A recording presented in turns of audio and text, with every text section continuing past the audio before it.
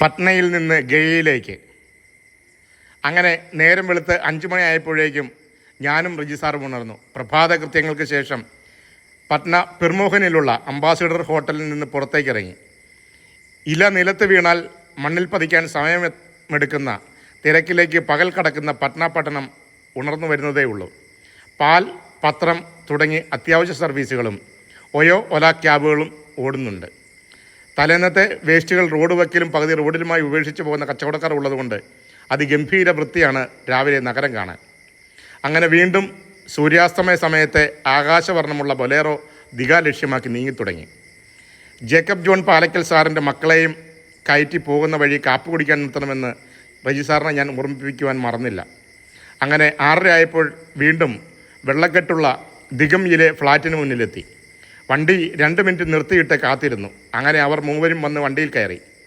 ഇന്നലെ വെറും അരമണിക്കൂർ മാത്രമാണ് എനിക്ക് അവരെ പരിചയം. പക്ഷേ വർഷങ്ങളായുള്ള പരിചയക്കാരെ പോലെ ഞങ്ങൾ സംസാരിച്ചു തുടങ്ങി.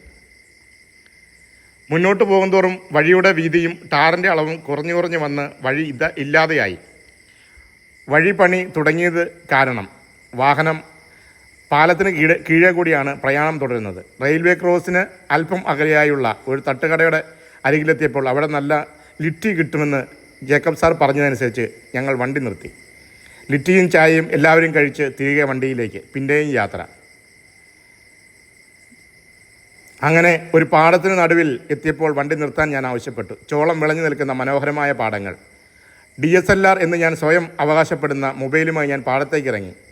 അവർ ആരും ഇറങ്ങുന്നില്ലല്ലോ, വേഗം അത്യാവശ്യം ഫോട്ടോസ് എടുത്ത് തിരിച്ചു കയറാം എന്ന് വിചാരിച്ച് നോക്കിയപ്പോൾ അതാ ആങ്ങളെയും പെങ്ങളും കൂടി പാടത്ത് ഇരുന്നും കിടന്നും ചെരിഞ്ഞും ഫോട്ടോ എടുത്ത് കളിക്കുന്നു. അങ്ങനെ ഏകദേശം അരമണിക്കൂർ അവിടെ ചെരുവട്ട ശേഷം ഗ്രൂപ്പ് ഫോട്ടോയും എടുത്ത് ഞങ്ങൾ യാത്ര തുടർന്നു. കുർവായും ബിജു ഡിഗയും റാംപൂരും അലിപ്പൂരും കോണ്ടയും ദേഹയും മസ് അലിപ്പൂരും ബുസാണ്ടയും എല്ലാം കടന്ന് മുന്നോട്ട് പോയി. അതിനിടെ വഴിയിൽ കണ്ടൊരു ബേക്കറിയിൽ കയറി ബ്രേക്ക്ഫാസ്റ്റ് കഴിക്കാനും ഞങ്ങൾ മറന്നില്ല. അങ്ങനെ ഗയയും കടന്ന് അല്പം സമയം കൂടി മുന്നോട്ട് യാത്ര ചെയ്തപ്പോൾ ഏകദേശം 9 മണിയോടെ ബുദ്ധ് ഗയയിലെത്തി. വണ്ടി ഒരു വശത്തേക്ക് ഒതുക്കി നിർത്തിയ ശേഷം ഞങ്ങൾ പുറത്തിറങ്ങി. അപ്പോഴേക്കും ടോട്ടോക്കാരൻ വന്ന് എല്ലാ സ്ഥലവും കൊണ്ട് കാണിക്കാം, 250 രൂപ തന്നാൽ മതി എന്ന് പറഞ്ഞ് ഞങ്ങൾ മുന്നോട്ട് നടന്നു. സ്വതവേ വണ്ടിഭ്രാന്തനായ എൻ്റെ കണ്ണുകൾ പഴയ മിലിറ്ററി ട്രക്കിലുടക്കി. പട്ടാളക്കാർക്ക് അകത്തിരുന്നു കൊണ്ട് പുറത്തേക്ക് തോക്ക് ചൂണ്ടിപ്പിടിക്കുവാനുള്ള പാത്തി വെക്കുന്ന ഹോളും അതിഗംഭീരമായി തലയുയർത്തി നിൽക്കുന്ന വാഹനം. ഞാൻ മാറിയും മറിഞ്ഞും ഫോട്ടോ എടുത്തു. എല്ലാവരും എടുത്ത് എന്ന് പറയുന്നതാണ് അതിലും അല്പം കൂടി ഉചിതം. എന്നിട്ട് മുന്നോട്ട് നടന്നു. എൻ്റെ ലക്ഷ്യം ബോധി വൃക്ഷമാണ്. എങ്കിലും ബുദ്ധപ്രതിമയുള്ള സ്ഥലം ആദ്യം സന്ദർശിക്കുക എന്നോർത്ത് നിൽക്കുമ്പോൾ ടോട്ടോ വീണ്ടും എത്തി. വിലപേശലിൽ അംബാനിയെ തോൽപ്പിക്കുന്ന റജിസാർ 150 രൂപയ്ക്ക് ടോട്ടോ ഉറപ്പിച്ച് ഞങ്ങൾ അതിൽ കയറി. ബുദ്ധപ്രതിമയുള്ള സ്ഥലത്തെ ഗേറ്റ് തുറക്കാൻ സമയമായിട്ടില്ല. ഞങ്ങൾ കുറേ നേരം വെളിയിൽ കറങ്ങി നടന്ന ശേഷം ഫോട്ടോയൊക്കെ എടുത്ത് തിരികെ എത്തി. ടോട്ടോക്കാരനെ പറഞ്ഞു വിടുകയും ചെയ്തു. തൊട്ടടുത്ത് കണ്ട ഗേറ്റ് വഴി ഉള്ളിലേക്ക് കയറി. ബുദ്ധ മ്യൂസിയമായിരുന്നു അത്. അകത്ത് പക്ഷേ വേണ്ടത്ര വെളിച്ചമില്ല എന്നത് നഗ്നമായ സത്യം. അങ്ങനെ അതും കണ്ട് വെളിയിലേക്ക് ഇറങ്ങി തലങ്ങും വിലങ്ങും ക്യാമറകളുടെ പ്രളയം. ഫോട്ടോ എടുത്ത് വിൽക്കുന്നവരും അക്കൂടെയുണ്ട്. അവിടെ നിന്ന് ഞാൻ ഒരു ബുദ്ധ സന്യാസിയെ പരിചയപ്പെട്ടു. ഫോട്ടോയും എടുത്ത് വെളിയിലേക്ക് ഇറങ്ങി. ചെരുപ്പ് സൂക്ഷിക്കുന്ന ഇടത്ത് പോലും കാവലിന് ആളുണ്ട്. കിലോമീറ്റർ കണക്കിന് ബുദ്ധ സാമ്രാജ്യം, കോടികളുടെ നിർമ്മിതികൾ, അതിമനോഹരമായ വാസ്തുശില്പങ്ങൾ, ഓരോ മൂലയിലും തലയുയർത്തി നിൽക്കുന്ന പടുകൂറ്റൻ പ്രതിമകൾ, അതിഗംഭീരമായ സുരക്ഷയും ഒരുക്കിയിട്ടുണ്ട്. ഞങ്ങൾ വീണ്ടും പ്രതിമ കാണാൻ തീരുമാനിച്ചു. അങ്ങനെ വീണ്ടും അവിടേക്ക് കയറി. ഇക്കുറി ഗേറ്റ് തുറന്നിട്ടുണ്ട്. ഞാൻ മൊബൈലും നീട്ടി വീഡിയോ പിടിച്ചുകൊണ്ട് അകത്തേക്ക് നടന്നു കയറി. ഭീമാകാരമായ പ്രതിമയാണ് എനിക്കെതിരെ ഇരുന്നത്. ഈ പ്രതിമയ്ക്ക് ഏകദേശം 61 അടി ഉയരമുണ്ട്. അത് തുറന്ന വായുവിൽ ഒരു താമരയുടെ ധ്യാനമുദ്രയിരിക്കുന്ന ബുദ്ധൻ്റെ പ്രതിമയായിരുന്നു. നിർമ്മാണ ഘട്ടത്തിൽ ഇതിൻ്റെ ആകെ ഉയരം 80 അടിയായിരുന്നു. അതിൽ ബുദ്ധൻ്റെ പ്രതിമ 64 അടിയും ബുദ്ധനിരിക്കുന്ന താമര 5 അടിയും താഴത്തെ പീഠം 10 അടിയും. നിർമ്മാണത്തിൻ്റെ വീതി ഏകദേശം 60 അടിയോളമാണ്. വിശുദ്ധ ഗണപതി സ്ഥാപതിയാണ് പ്രതിമ രൂപകൽപ്പന ചെയ്തിരിക്കുന്നത്. 12,000 കല്ലുപണിക്കാരുടെ അധ്വാനം ഉപയോഗിച്ച് പ്രതിമ പൂർത്തിയാക്കാൻ 7 വർഷമെടുത്തു. മണൽക്കല്ലും ചുവന്ന ഗ്രാനൈറ്റ് ബ്ലോക്കുകളും ചേർന്നാണ് ഇത് നിർമ്മിച്ചിരിക്കുന്നത്. പ്രതിമയ്ക്കുള്ളിലെ ഒരു പൊള്ളയായ സർപ്പിള ഗോവണി നിലത്ത് നിന്ന് നെഞ്ചിലേക്ക് നയിക്കുന്നു. അകത്തെ ചുവരുകളിലെ അലമാരിയിൽ ബുദ്ധൻ്റെ 16,300 ചെറിയ വെങ്കല പ്രതിമകൾ പ്രദർശിപ്പിച്ചിട്ടുണ്ട്.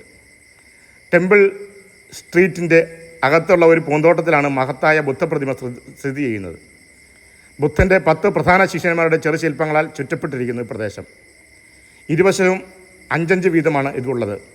അക്കാലത്ത് ഇന്ത്യയിലെ ഏറ്റവും വലിയ ബുദ്ധപ്രതിമയായിരുന്നു ഇത്. 1989 നവംബർ 18-ന് 14ാം ദലൈലാമ പ്രതിഷ്ഠ നടത്തി. 82-ലാണ് പ്രതിമയ്ക്ക് തറക്കല്ലിട്ടത്. ഞാൻ അതിന് താഴെ എത്തി അല്പനേരം നിന്നു. ഈ മഹാൻ ജീവിച്ചിരുന്നപ്പോൾ ഒരുപാട് മാറ്റങ്ങൾ കൊണ്ടുവന്ന മഹാരാജാവാണല്ലോ എന്ന് ചിന്തിച്ചുകൊണ്ടാകാം ഞാൻ ഒരു മിനിറ്റ് മൗനമായിരുന്നത്. അപ്പോഴേക്കും ക്യാമറയുമായി ഫോട്ടോഗ്രാഫർമാർ എന്നെ പൊതിഞ്ഞു. ഞാൻ നോക്കുമ്പോൾ ജേക്കബ് സാറും റജി സാറും ഫോട്ടോകൾ എടുക്കുന്ന തിരക്കിലാണ്. അല്പം മാറി ജേക്കബ് സാറിൻ്റെ മക്കൾ തലങ്ങ് വിലങ്ങൾ ഫോട്ടോ എടുക്കുന്നു. ഒരുപാട് പ്രത്യേകതകൾ നിറഞ്ഞൊരു സ്ഥലത്താണല്ലോ എൻ്റെ നിൽപ്പ് എന്ന് ഓർത്തപ്പോൾ എനിക്ക് സന്തോഷം തോന്നി. നിരഞ്ജന നദിയുടെ തീരത്താണ് ബോധഗയ സ്ഥിതി ചെയ്യുന്നത്. 3-ാം നൂറ്റാണ്ടിൽ ഗൗതമ ബുദ്ധൻ്റെ സാന്നിധ്യം അടയാളപ്പെടുത്തുന്നതിനായി മൗര്യ സാമ്രാജ്യത്തിലെ രാജാവായ അശോകൻ ഇവിടെ ബോധഗയയിൽ ഒരു ക്ഷേത്രം നിർമ്മിച്ചതായി വിശ്വസിക്കപ്പെടുന്നു. ഒരു ആശ്രമത്തെ വിഹാര എന്ന് വിളിച്ചിരുന്ന ബുദ്ധമത പദാവലിയിൽ നിന്നാണ് ബീഹാർ സംസ്ഥാനത്തിൻ്റെ പേര് ഉരുത്തിരിഞ്ഞതെന്നും പലരും അവകാശപ്പെടുന്നുണ്ട്. വിഹാരയിൽ നിന്നാണ് ബീഹാർ എന്ന പേര് നിലവിൽ വന്നത്. ധ്യാനാവസ്ഥയിലുള്ള പ്രശസ്തമായ ഗൗതമ ബുദ്ധ പ്രതിമയും താഴെ സിദ്ധാർത്ഥനെ ധ്യാനിച്ച് ബോധോദയം നേടിയ ബോധിവൃക്ഷത്തിൻ്റെ പേരുകേട്ട ആ തണലും അവിടെയുണ്ട്. 7-ാം നൂറ്റാണ്ടിൽ പണികഴിപ്പിച്ച മഹാബോധി ക്ഷേത്രം ബോധഗയയിലെ മറ്റൊരു പ്രശസ്തമായ വിനോദസഞ്ചാര കേന്ദ്രമാണ്. ഒരു ബുദ്ധമത തീർത്ഥാടന കേന്ദ്രം എന്നതിലുപരി ഈ സ്ഥലം ഹിന്ദു ഭക്തർക്ക് പ്രധാനമായ ഒരു പ്രദേശമാണ്. സ്വർഗീയ വാസസ്ഥലത്തേക്ക് പോയ നിങ്ങളുടെ പ്രിയപ്പെട്ടവരെ സ്മരിക്കുന്ന 2 ആഴ്ചയുള്ള പിതൃപക്ഷ കാലഘട്ടത്തിൽ പിൻദാൻ അല്ലെങ്കിൽ ശ്രാദ്ധ് നടത്തുന്നതിനുള്ള ഒരു ജനപ്രിയ സ്ഥലമായി ഗയ ഇന്നും ശ്രദ്ധേയമാണ്.